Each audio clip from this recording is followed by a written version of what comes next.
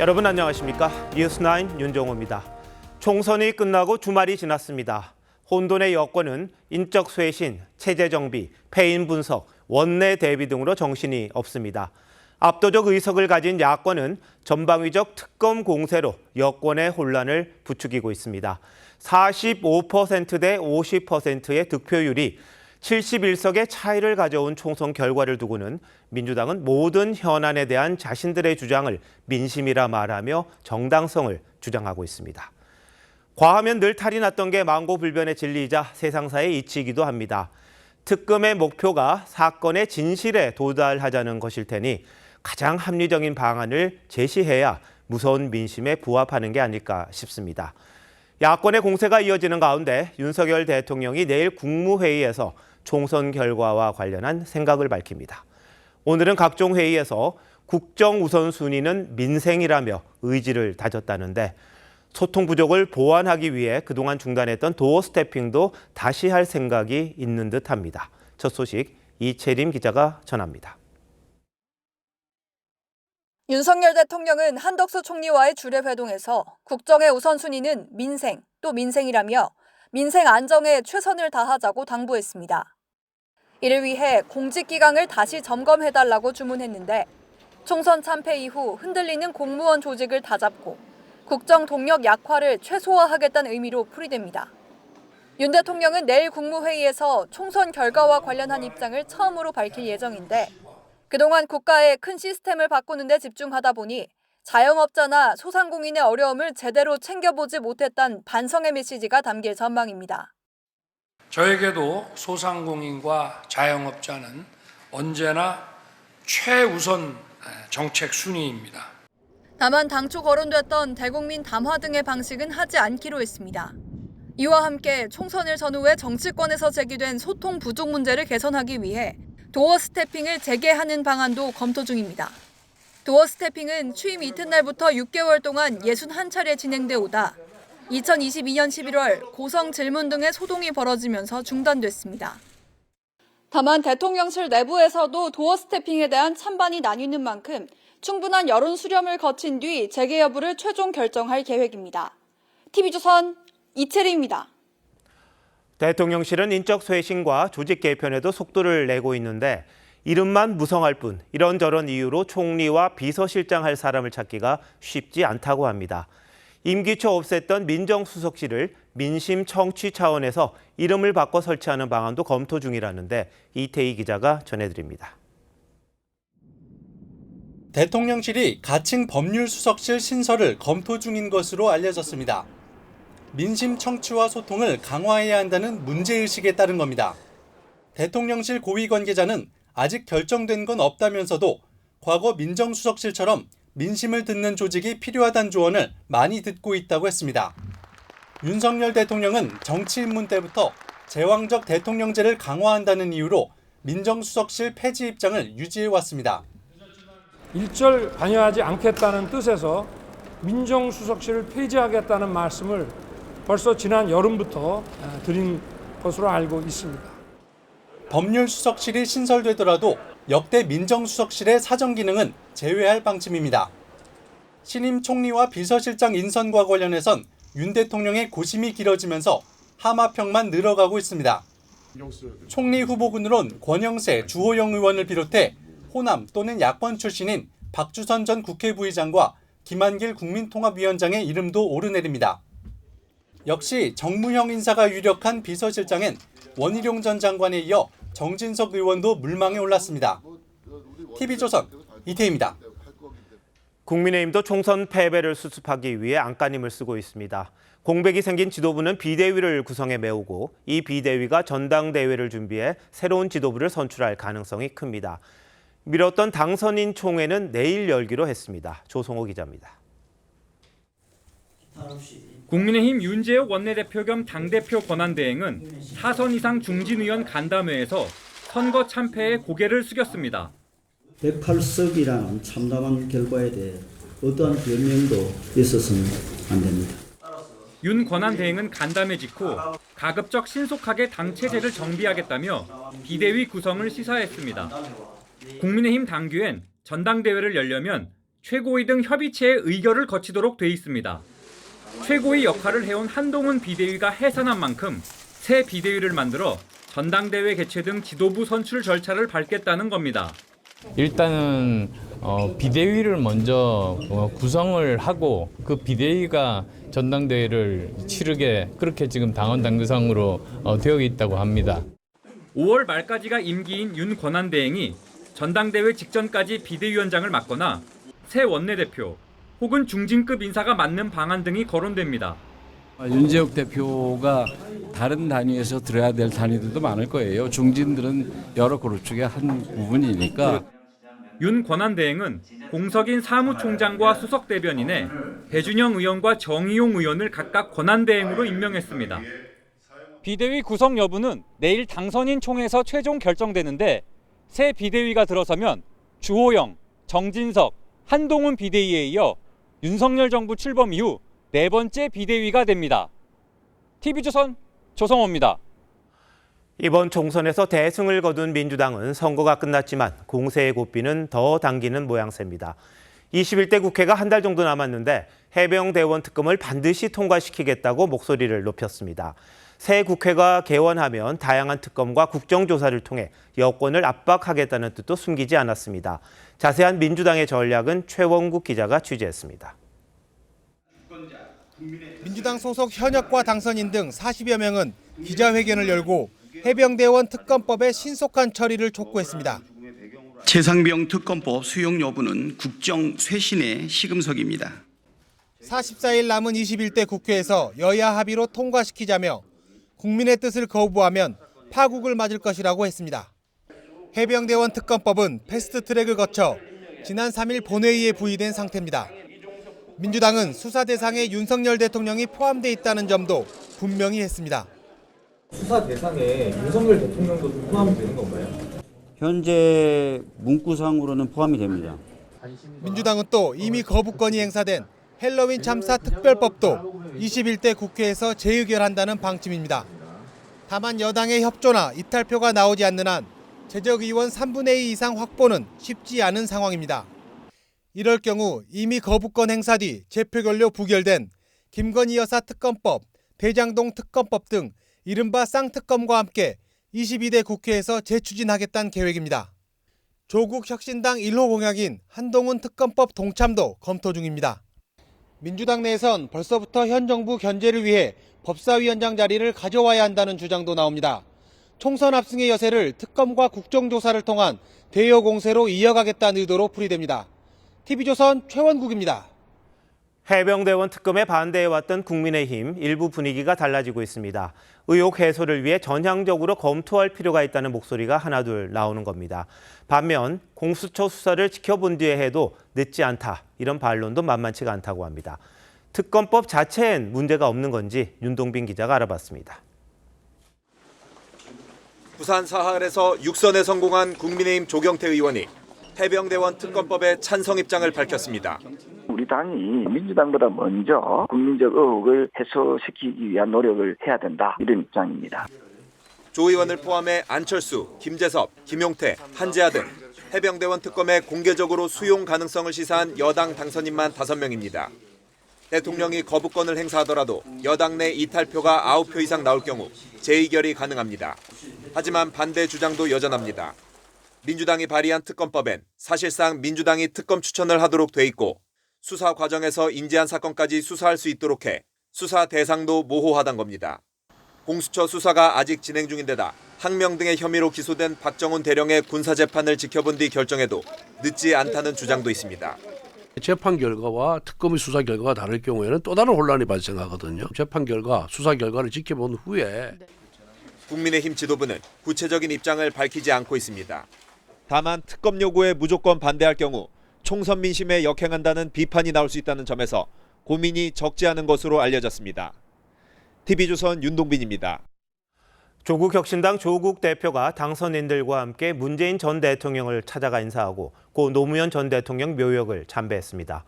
인사 차원이라고는 했지만 친문이 재결집하려는 게 아니냐는 해석이 나오면서 친명계는 오늘 만남을 그리 곱게 보는 것 같지는 않습니다. 최원희 기자입니다.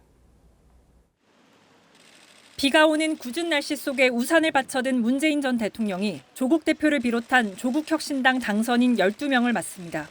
두 사람은 사저로 들어가면서 지지자들에게 나란히 손을 흔들기도 했습니다. 문 전 대통령은 조 대표에게 조국혁신당이 정권 심판 바람을 일으켰고 범야권 승리에 큰 기여를 했다고 격려했습니다. 조 대표는 신생정당의 국민들께서 마음을 모아주신 결과라며 지금부터가 중요하다고 화답했습니다. 성과에 대해서 많이 치하를 하시고 또 앞으로 향후 과제가 막중하니까 더욱더 힘을 내서 열심히 하라 이런 덕담을 주셨습니다. 앞서 조 대표는 정치 참여를 고민하던 지난해 6월과 창당 선언 직전인 지난 2월에도 문 전 대통령을 찾았습니다. 조 대표는 이후 고 노무현 전 대통령 묘역을 참배한 뒤 권양숙 여사를 예방했습니다.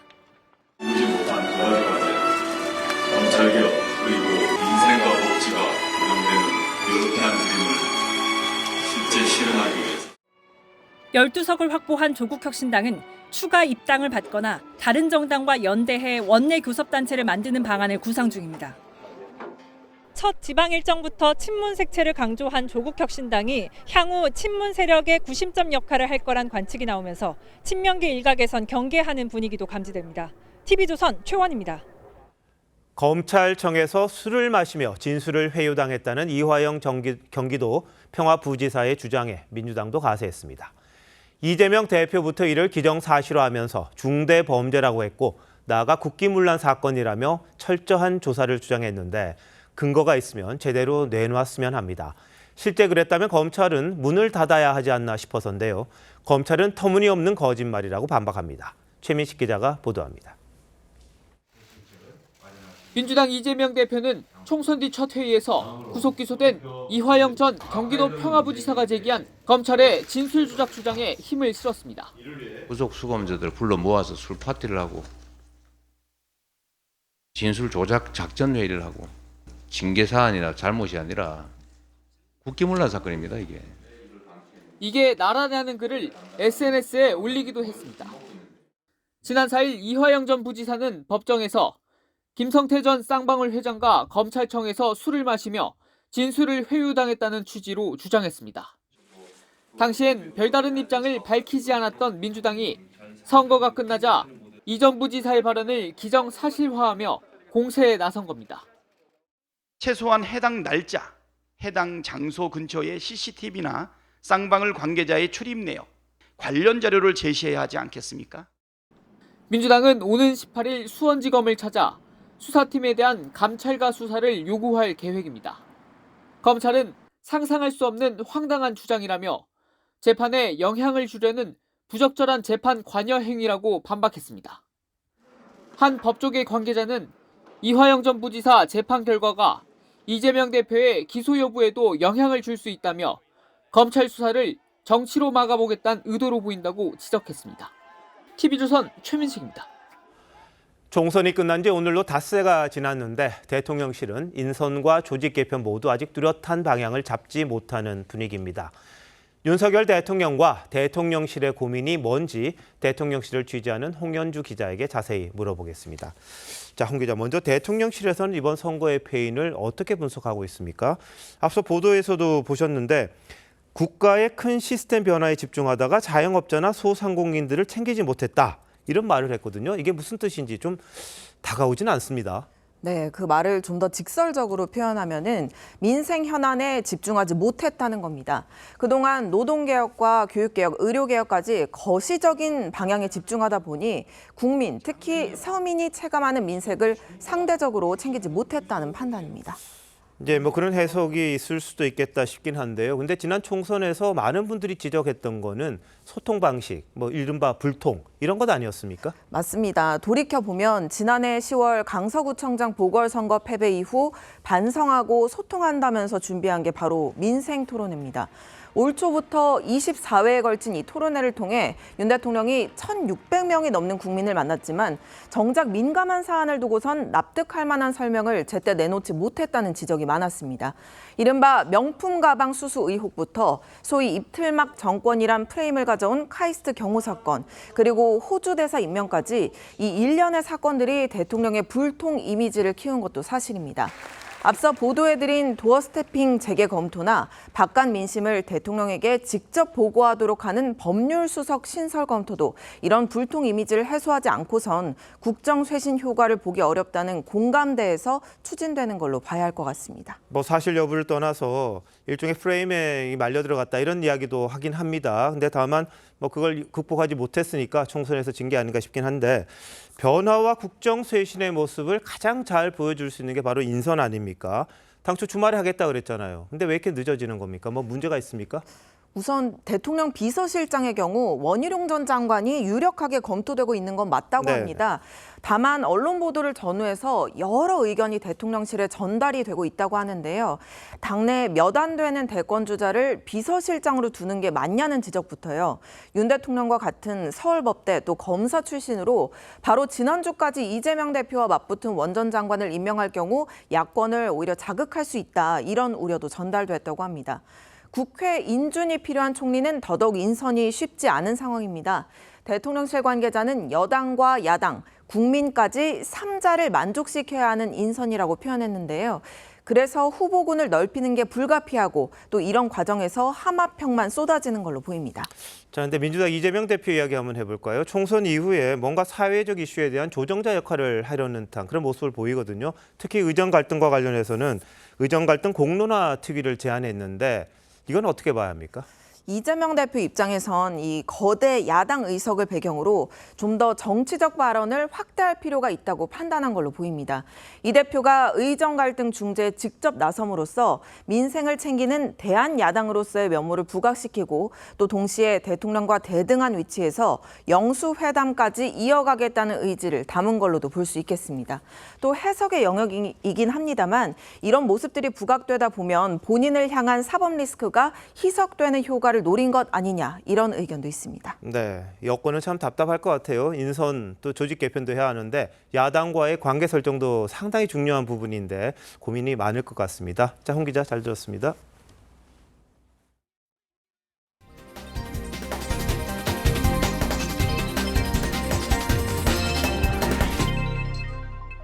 총선이 끝나면 이른바 의정 갈등이 어느 정도 해결의 실마리를 찾을 거란 기대가 있었지만 눈에 띄는 성과는 아직 없습니다. 전공의 1,300여 명은 오늘 박민수 복지부 차관을 고소했고 나아가 박 차관을 경질하지 않으면 병원에 돌아가지 않겠다고 했습니다. 전공의들의 강공에 정부는 의료개혁 의지가 변함없다는 말로 맞섰습니다. 신경희 기자입니다. 검은 옷을 입은 전공의들이 카메라 앞에 섰습니다. 대한민국 의료가 죽었다는 주장을 옷에 담은 겁니다. 박민수 보건복지부 차관을 고위공직자 범죄수사처에 고소한 전공의는 모두 1,360명. 박민수 차관은 잘못된 정책을 주도했고 가시돋친 언어로 의사들에게 끊임없는 모멸감을 주었고 젊은 의사들의 미래를 저주했습니다. 사직서 수리 금지와 업무 개시 명령 등이 직권남용에 해당한다는 주장입니다. 고소에 참여한 전공의 1,360명 내부에선 박민수 차관이 경질되지 않으면 병원으로 돌아가지 않겠다는 의견도 나오고 있습니다. 차관 경질을 병원 복귀의 조건으로 내세운 데 대해 정부는 별도 입장을 내지 않았습니다. 대신 의료개혁 추진 의지를 다시 한번 강조했습니다. 정부의 의료개혁 의지에는 변함이 없습니다. 의료계는 과학적 근거를 바탕으로 한 통일된 대안을 조속히 제시해 주시기 바랍니다. 하지만 지난 9일부터 일주일 가까이 비공개 회의를 이어온 정부는 오늘도 정례 브리핑을 취소하고 의료계 동향에 촉각을 곤두세우는 분위기입니다. 의료공백 사태는 오는 20일 석 달 차로 접어듭니다. 중증질환연합회는 국회를 향해 의료인의 응급실 이탈방지법 등을 제정해달라고 호소했습니다. TV조선 신경입니다. 보신 것처럼 정부와 의료계가 대화 테이블에조차 앉지 못하자 이재명 대표가 자신의 생각을 내놨습니다. 총선 전만 해도 의료 공백 사태에 이렇게 큰 목소리는 내지 않았는데 이 대표는 무슨 생각을 하는 건지 최원영 기자가 알아봤습니다. 총선 이후 처음 열린 더불어민주당 최고위원회의. 이재명 대표는 정치의 본령은 민생이라며 의정 갈등 해결을 강조했습니다. 정부는 특정 숫자에 대한 집착을 버리고 대화에 나서야 합니다. 의료계 역시 즉각 현장에 복귀해야 합니다. 그러면서 보건의료 개혁 공론화 특별위원회 구성을 제안했습니다. 여당과 야당, 정부와 의료계, 그리고 시민사회가 참여해 사회적 대타협을 마련하자는 겁니다. 그동안 정부와 의료계 양축을 중심으로 진행되어 오던 논의를 여야 정치권과 시민사회까지 추가시켜 확장하자는 안입니다. 의료계에선 긍정적인 반응이 나옵니다. 제3자가 들어와 있는 협의체, 내가 최소한 둘 중에 누가 거짓말하는지는 알 수 있을 테니까. 반면 논의 주체가 늘어나는데 회의적인 시각도 있습니다. 한 의료계 인사는 협의체 구성은 시간이 필요한데 지금 문제 해결에 남은 시간이 길지 않다고 말했습니다. 또 어떤 성격의 시민사회를 참여시킬지를 놓고 새로운 갈등이 불거질 수 있다는 지적도 나옵니다. 무엇보다 의대 증원이 불가피하다는 정부와 증원 전면 철회를 주장하는 의료계의 극명한 입장차를 특위가 어떻게 좁히느냐가 숙제가 될 전망입니다. TV조선 최연행입니다. 전공의발 의료 공백 사태가 병원 직원들의 고용 불안을 가져온 데 이어 신규 간호사 채용에도 영향을 미치고 있습니다. 병원들이 신규 간호사 발령을 무기한 연기하면서 사실상 실직 상태에 놓인 겁니다. 황민지 기자가 망연자실한 이들을 만나봤습니다. 24살 A씨는 지난해 11월 수도권 한 대학병원 간호사 채용 시험에 합격해 병원 근처에 월세집을 구했습니다. 하지만 지난 2월 돌연 발령 연기 통보를 받았습니다. 집이랑 그런 거 다 계약해놨던 게 다 좀 계획이 틀어지는, 그래서 그 계약금을 포기하고 그냥 다 포기했습니다. 생계는 아르바이트로 꾸려갑니다. 그냥 근처에서 아르바이트 하면서 지내고 있고요. 전공의 이탈과 관련된 병원의 손해 부분을 간호사들한테 떠넘기는 느낌. A씨 같은 간호사를 일컬어 최근 웨이팅길이란 신조어도 등장했습니다. 전공의 이탈 사태 후 병원 발령을 기약 없이 기다린다는 뜻입니다.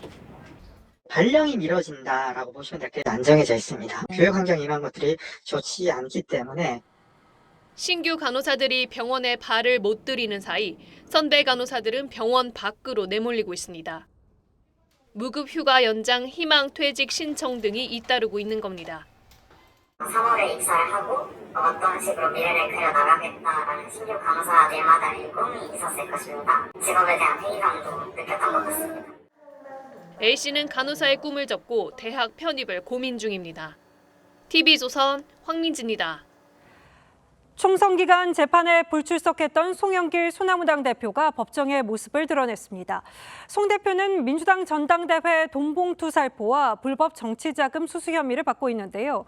오늘 재판에서는 송영길 대표가 민주당 대표이던 시절 당 관계자가 국토부에 여러 차례 민원 전화를 했다는 증언이 나왔습니다. 정준영 기자입니다.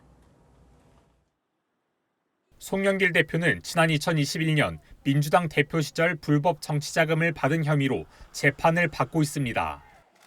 전남 여수의 사업자 박모 씨로부터 폐기물 소각장 인허가를 도와달라는 청탁과 함께 4천만 원을 받은 혐의입니다. 재판에 나온 국토부 공무원은 2021년 7월부터 9월까지 여수 소각장 증설과 관련해 당시 김모 민주당 국토교통수석 전문위원이 10여 차례 민원성 전화를 했다고 증언했습니다. 김 전 수석 전문위원은 송 대표와 고교 동창이자 국토부 국장을 지낸 인물입니다. 송 대표는 모든 혐의를 부인했습니다. 서울중앙지법에선 2021년 민주당 전당대회 당시 돈봉투 수수 혐의를 받는 윤관석, 이성만, 허종식 의원과 임종성 전 의원에 대한 첫 재판도 열렸습니다. 4명 모두 혐의를 강하게 부인했습니다. 이 가운데 유일하게 총선에서 살아남은 허 의원은 금고 이상의 형을 받으면 의원직을 상실하게 됩니다. 의원직 상실 가능성도 있는데 어떻게 생각하시나요? 전혀 그렇게 생각하지 않습니다.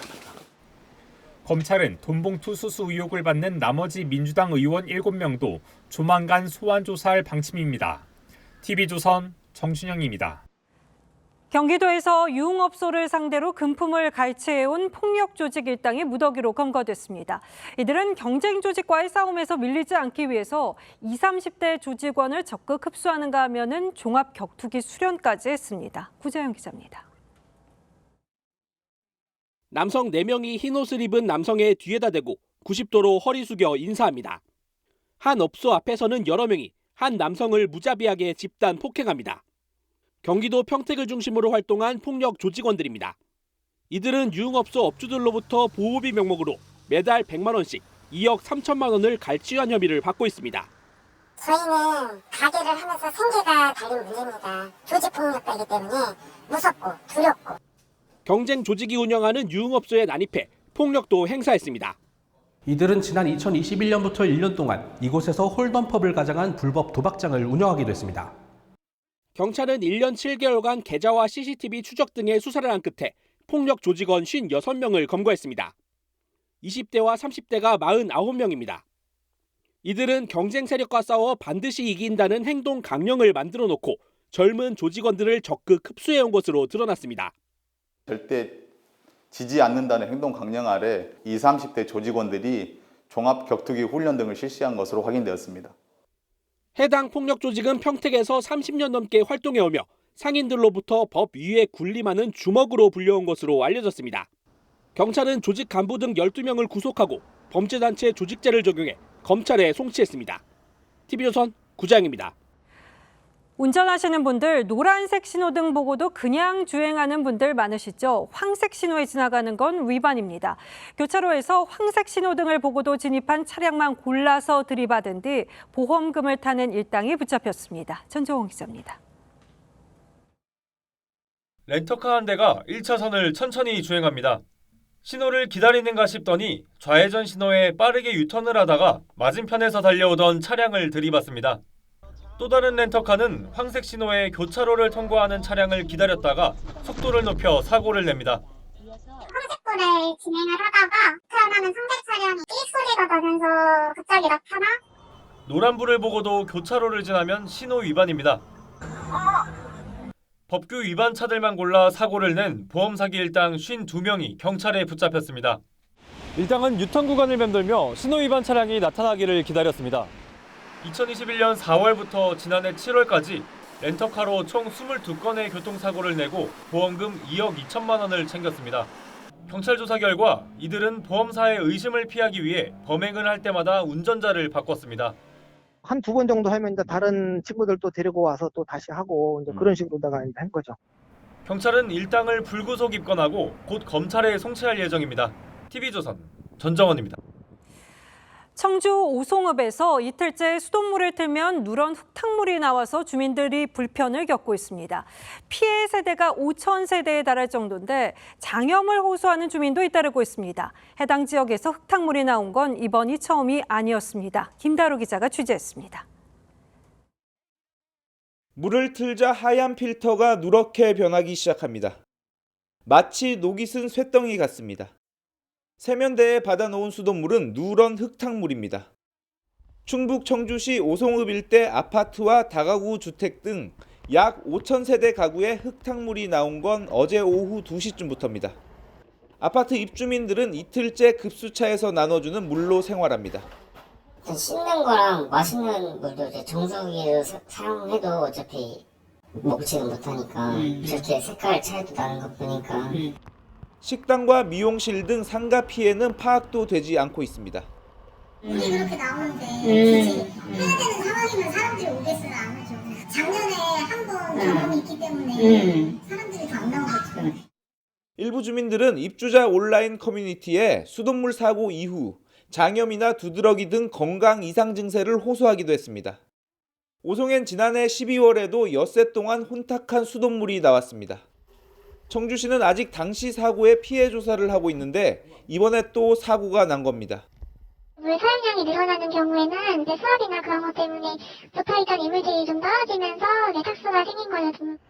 청주시는 수돗물 요금 감면과 함께 피해 사례를 접수해 보상에 나설 계획입니다. TV조선 김다로입니다. 운전 중 도로에서 갑자기 의식을 잃은 운전자를 시민들이 합심해 구했습니다. 이 차량에 시동이 걸려 있었던 터라 자칫 큰 사고로 이어질 수도 있었는데요. 시민들이 망치로 차량 창문을 깨고 운전자를 구했습니다. 김동영 기자입니다. 골목길 한가운데 SUV가 멈춰서 있습니다. 차량 여러 대가 지나도록 꿈쩍도 하지 않습니다. 그때 한 남성이 다가가 운전석을 살피더니 곧바로 119에 신고합니다.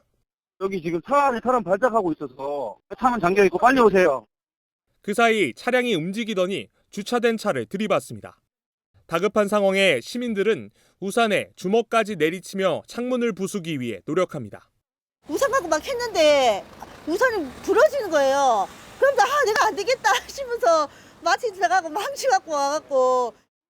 결국 시민들은 망치까지 동원해 창문을 부순 뒤 의식을 잃은 운전자를 밖으로 꺼냈습니다.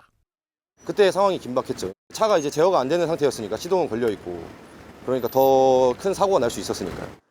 시민들의 도움으로 병원으로 이송된 50대 여성은 건강을 회복했습니다.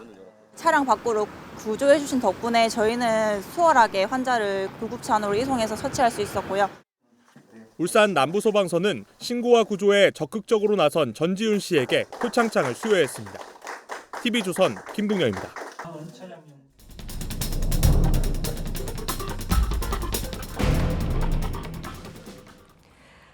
부동산이 활기를 띠던 당시 한국토지주택공사 LH가 분양한 공공택지는 인기였습니다. 주변 시세에 비해서 싼 가격에 낙찰받을 수 있었기 때문이죠. 이 부동산 침체가 장기화하고 있는 지금 이 화랑기 시절 수면 아래서 벌어진 불법 전매가 업체들 간 분쟁 과정에서 드러나고 있습니다. 50억여 원에 낙찰받은 땅을 2배 가까운 웃돈을 받고 팔아넘긴 업체도 있었습니다. 김창석 기자가 현장을 밀착 취재했습니다.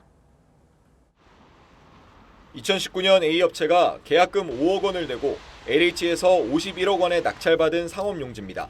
4년 넘게 지났지만 울타리만 쳐져 있습니다. 그거 지금 원래 다 지어져 있는데 지금 못 짓고 있잖아요.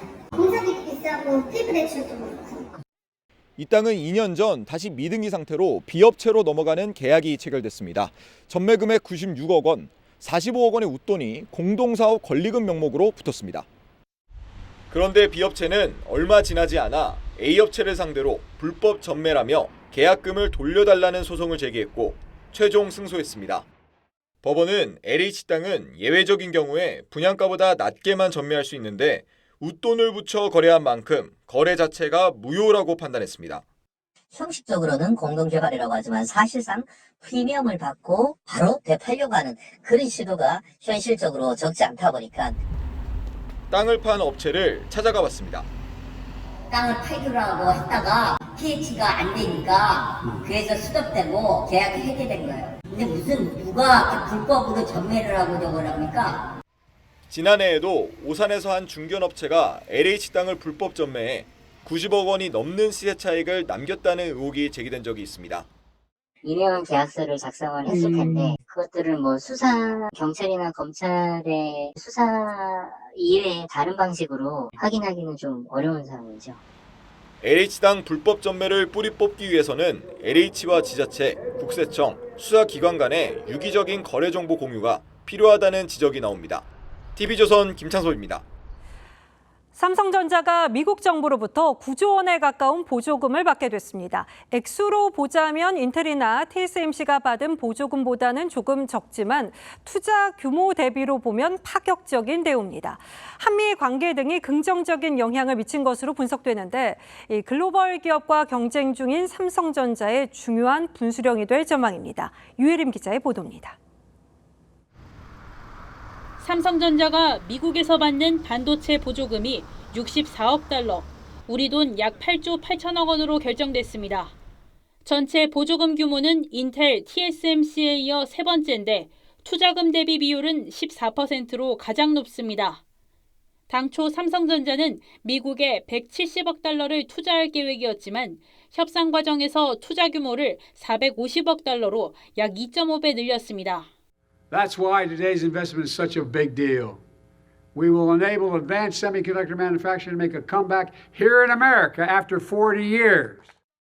삼성전자는 거액의 보조금을 받는 대가로 핵심 연구개발과 첨단 2나노 반도체 생산시설 등에 추가로 투자할 계획입니다. 미국에 생산기지를 두게 되면 엔비디아 등 빅테크 기업들과 협업이 쉽고 현지 고급 인력도 유치하기 좋은 장점이 있습니다. 주요 기업들이 미국의 생산기지를 크게 늘리면서 반도체 설계에 이어 생산까지 미국에 집중될 전망입니다. 첨단 제조 공정의 파운드리를 미국 영내로 모으게 되면 첨단 반도체 생태계는 미국으로 쏠림 현상이 발생할 수 있습니다. 보조금을 앞세운 각국의 반도체 유치 경쟁이 치열해지는 가운데 우리 정부도 적극적인 지원책을 내야 한다는 목소리가 커지고 있습니다. TV조선 유혜림입니다. 총선이 끝나자마자 물가가 들썩이고 있습니다. 그동안 가격 인상을 미뤄왔던 업체들이 하나둘씩 제품값을 올리고 있는 건데 피자와 햄버거 등 프랜차이즈 외식 업체가 줄줄이 가격 인상을 예고했고 중동 지역 분쟁으로 기름값도 불안불안합니다. 주재용 기자입니다. 서울의 한 주유소, 휘발유 가격이 리터당 2,000원이 넘습니다. 서울의 평균 휘발유 가격은 1,765원으로 올해 초보다 110원 넘게 올랐습니다. 이번에 또 중동 사태 터져가지고 걱정이 되긴 합니다. 좀 월급은 안 오르는데 물가만 많이 오르고 있는 거에서 걱정이 없진 않죠. 그나마 유류세 인하로 휘발유 가격이 리터당 200원가량 낮게 유지되고 있는 상황. 정부는 이달 말 종료되는 유류세 인하 조치를 연장하기로 했습니다. 민생의 부담이 가중되지 않도록 현 유류세 인하 조치와 경유 CNG 유가 연동 보조금을 6월 말까지 2개월 추가 연장하겠습니다. 먹거리 가격은 인상이 시작됐습니다. 굽네 치킨이 오늘 치킨 가격을 1,900원 올렸고 파파이스도 햄버거와 샌드위치 등의 가격을 4%씩 인상했습니다. 식료품 재료인 설탕, 식용유, 코코아 등의 가격이 작황 악화와 환율 상승 등으로 치솟고 있는 상황이라 다른 식품업체들도 초콜릿과 과자, 빵 등의 제품 가격 인상을 고심 중입니다. 완전 폭등한 상황이다 보니까 그런 부분들은 충분히 이해는 안 하고 있을 텐데 지금 당장 가격을 올리는 건 조금 인내해달라. 고환율에 중동 사태까지 악재가 겹치면서 고물가의 파도가 일렁이고 있습니다. TV조선 주재욱입니다. 이란이 사상 처음으로 이스라엘 본토를 공격하자 이스라엘이 어떻게 대응할지를 놓고 각국이 긴장하고 있습니다.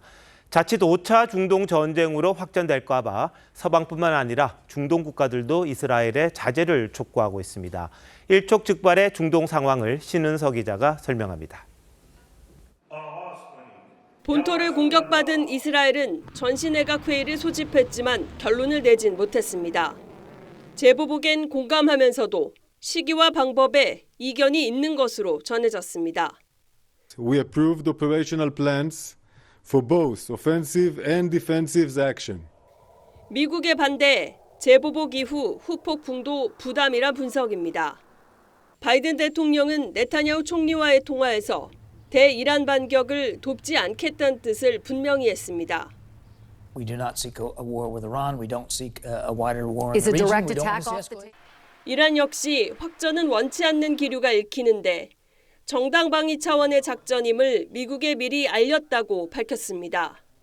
ما به کاخ سفید طی پیامی بامداد امروز اعلام کردیم که عملیات ما محدود. 유엔은 긴급회의에서 적대 행위 즉각 중단을 촉구했지만 당사국 간 날선 공방전은 이어졌습니다. The Ayatollah regimes acts like the Nazi regime. Iran's operation was entirely in the exercise of Iran's inherent right to self-defense, recognized by international law. 미 언론들은 이스라엘의 제보복과 관련해 엇갈린 분석을 내놓고 있는데 살얼음판을 걷는 중동 정세는 이스라엘의 대응 수위에 달렸다는 관측입니다. TV조선 신은서입니다. 이스라엘이 이란의 미사일과 드론 공격 99%를 요격했다고 밝히면서 이스라엘의 방공 시스템이 다시 주목받고 있습니다. 이들은 어떤 시스템을 사용하고 있는 건지, 한국의 방공망 구축 상황은 어떤지 따져보겠습니다. 김담 기자, 이스라엘이 말이죠, 미사일과 무장 드론 300여 기를 거의 다 격추했다 이렇게 하잖아요. 이게 가능한 일입니까? 네, 무장 단체들의 숱한 공격에 노출돼 온 이스라엘은 5겹의 방공 시스템을 구축하고 있습니다. 이 가장 널리 알려진 게 아이언돔이죠. 단거리 미사일과 드론 등의 공격을 저고도에서 막아냅니다. 이보다 넓은 영역을 방어하는 게 스파이더와 다윗의 돌팔매고요. 그 위에는 성층권과 대기권 밖에 탄도 미사일을 요격하는 에로2와 3가 있습니다. 이 모두 공격물을 레이더로 감지하고 이를 미사일로 쏴 공중에서 폭파시키는 시스템으로 이번에 이스라엘은 일부 탄도미사일을 제외하고는 모두 자국 영토 밖에서 격추시켰습니다. 그런데 지난해에는 말이죠. 하마스의 기습 공격을 막아내지 못해서 이 아이언돔이 무용지물이 된 거 아니냐 이런 보도도 참 많았잖아요. 네, 그렇습니다. 이번에는 크게 두 가지가 달랐는데요. 첫 번째는 이스라엘이 사전 정보를 입수했던 겁니다. 이란은 공격을 예고해왔고 이스라엘은 열흘간 공격에 대비해왔습니다. 이 두 번째는 이란과 이스라엘의 물리적 거리인데요. 이스라엘은 이란과 1000km 이상 떨어져 있어 공격을 감지하고 방어 태세를 갖출 시간이 있었던 겁니다. 이란이 선전포고를 하고 공격을 한 거잖아요. 이스라엘 입장에서도 정보를 파악했을 거고 미국의 정보 자산이 더해가지고 이번 방어를 성공적으로 할 수 있었다고 생각이 됩니다. 우리나라 방공 시스템은 이스라엘과 비교하면 어떻습니까? 네, 우리나라도 한국형 미사일 방어 체계 KAMD를 개발하고 있습니다. 이스라엘처럼 상층, 중층, 하층 방어를 담당하는 요격 체계가 개발 중이거나 개발이 완료된 상태입니다. 이 가운데 한국형 아이언돔으로 불리는 게 장사정포 요격 체계인 LAMD입니다. 수도권을 겨냥하는 북한군의 장사정포를 요격하기 위한 것으로 2029년을 목표로 개발 중에 있습니다.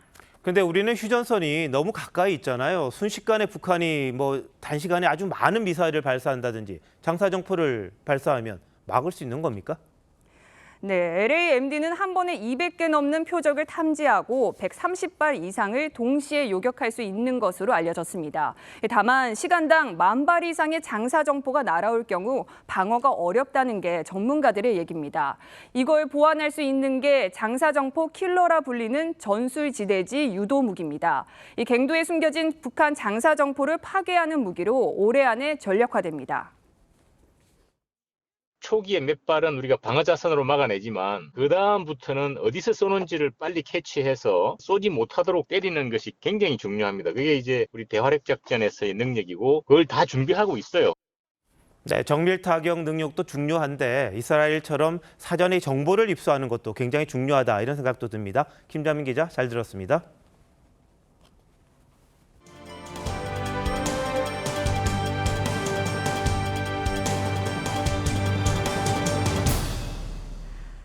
프로야구 심판진이 자동볼 판정 시스템 이른바 로봇 심판의 판정을 조작하고 은폐하려 했던 대화가 공개돼 논란입니다.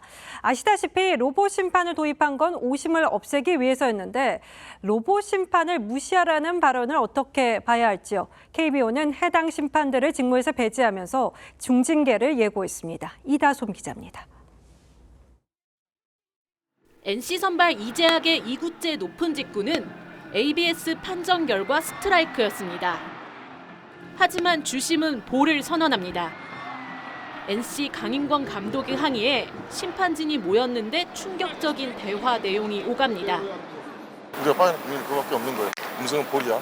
알았죠? 지직거리고 볼 같았다. 같았다가 아니라 볼이라고 나왔다고 이렇게 하시라고 우리가 안 깨질라고. 주심이 ABS의 콜 판정을 놓치는 오심을 범했는데 기계의 오작동으로 입을 맞춰 자신들의 실수를 덮자는 사실상 작당 모의에 가까운 대화였습니다. 이후 심판 조장은 대화한 내용대로 발표했고 NC는 5대12로 역전패를 당했습니다. 심판진이 단체로 판정을 조작하고 은폐하려는 모습에 야구 팬들은 크게 분노했습니다. KBO는 긴급 회의를 거쳐 오늘 오후 이민호 심판 조장을 비롯한 3명의 심판을 직무 배제하고 중징계를 예고했습니다. 양팀 덕아웃에서도 ABS 판정을 실시간으로 들을 수 있도록 하는 등 재발 방지를 위한 보완책도 제시했습니다. 정확성과 공정성을 높이겠다며 올 시즌을 앞두고 KBO가 야심차게 도입한 ABS 시스템. 하지만 충격적인 조작 논란 속 야구 팬들의 신뢰도는 바닥으로 추락했습니다. TV조선 이다솜입니다. 한국 영화계의 대표 액션물 범죄도시 시리즈가 4편 개봉을 앞뒀습니다. 할리우드의 매드맥스 시리즈도 개봉을 기다리고 있어서 두 액션 블록버스터의 극장과 정면 대결이 이뤄지게 됐습니다. 장동훈 기자입니다. 범죄는 보이는 걸 쫓아. 내가 책임지고 다 잡는다고. 맨주먹만으로 앞을 가로막는 악당들을 하나하나 쓰러뜨리는 무적 형사. 시리즈마다 진화해온 아석도 형사의 주먹이 어느덧 4번째 이야기를 맞았습니다.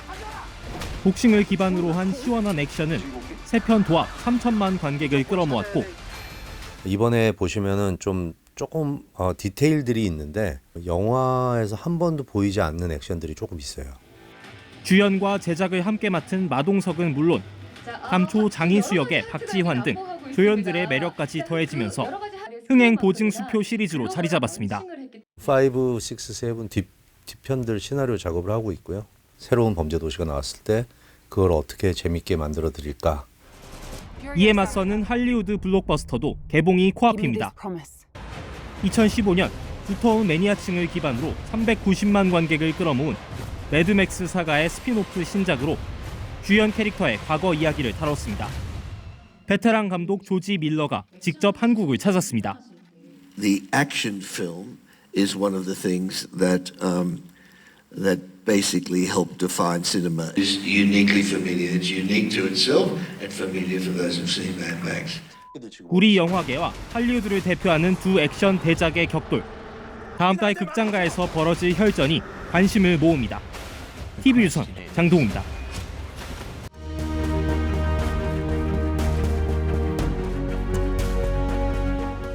丞相啊，欲望过多，思梦过盛，也容易引起头风。 죽은 사람도 살린다는 명의 화타가 두통에 시달리는 조조에게 권했습니다. 마비탕을 들고 잠든 사이 머리를 갈라 머릿속 바람을 걷어내야 합니다. 조조는 나를 죽이려 한다며 화타를 처형했다가 아끼던 아들 조충이 병사하자 후회했습니다. 전국시대 명의 편작이 제나라 군주 환우에게 거듭 재촉했습니다. 병이 살갗과 근육을 거쳐 내장에 다다랐습니다. 골수에 이르면 방법이 없습니다. 환우는 끝까지 병이 없다며 무시합니다. 편작은 떠나고 환우는 병사합니다. 사마천이 의원도 못 고치는 불치병을 꼽았습니다. 교만의 순리를 따르지 않는다. 무당을 믿고 의원을 불신한다. 윤석열 대통령이 내일 국무회의 모두 발언을 통해 총선 입장을 밝힙니다. 물론 담기는 내용이 중요하지만 담는 그릇으로 또다시 일방적 발표를 택한 건 많이 아쉽습니다. 국정 쇄신 의지를 가늠할 첫 신호탄, 총리와 비서실장 인선은 고심 중이라고 합니다. 그러는 사이 여러 인사들이 하마평에 오르내렸습니다. 아랫돌 빼 윗돌 괴는 격이라는 말도 나옵니다. 국민이 감흥을 받으려면 대통령 측근들이 대경 실색할 정도는 돼야 하지 않을까요? 제임스 베이컨은 공화당 경선에서 레이건의 정적, 포드와 아버지 부시의 선거 참모였습니다. 레이건은 당선 이튿날 그에게 비서실장이 돼달라고 했죠. 베이컨은 백악관 내의 노맨 역할을 충실히 해냈습니다. 정치 아마추어 레이건을 탈이념 실용적 국정으로 잘 이끌었습니다. 우리도 버금가는 인사가 없지 않았습니다. 김대중 대통령은 노태우 청와대 정무수석을 지낸 TK 출신 김중권 씨를 초대 비서실장에 발탁했습니다. 노무현 대통령은 국회가 탄핵을 발의하자 고건 총리를 내세워 국정을 다잡았습니다. 명의 화타가 독화살을 맞은 관우의 팔을 기둥에 단단히 묶자고 했죠. 관우는 번거롭다며 바둑을 두는 채로 살을 째고 뼈를 긁어내는 수술을 받았습니다. 삼국지 연의에 나오는 고사입니다. 뼈를 깎아 독을 치료한다는 비장한 결심을 내일 대통령 메시지에서 보고 싶습니다. 4월 15일 앵커 칼럼 오늘 뼈를 긁어내는 아픔으로였습니다.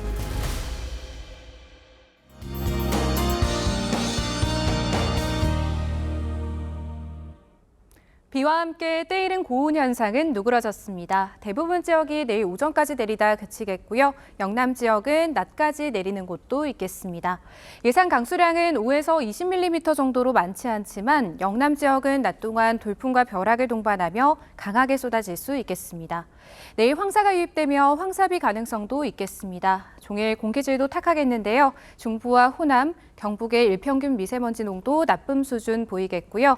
낮 동안에는 전국이 일시적으로 매우 나쁨 수준까지도 치솟겠습니다. 내일 오전까지 수도권과 충남 서해안, 남부지방을 중심으로 안개가 짙겠습니다.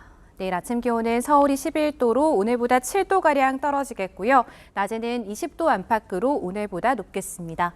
모레도 탁한 대기 상황이 이어지겠습니다. 날씨였습니다. 4월 15일 월요일 뉴스9 마칩니다. 시청해주신 여러분 고맙습니다.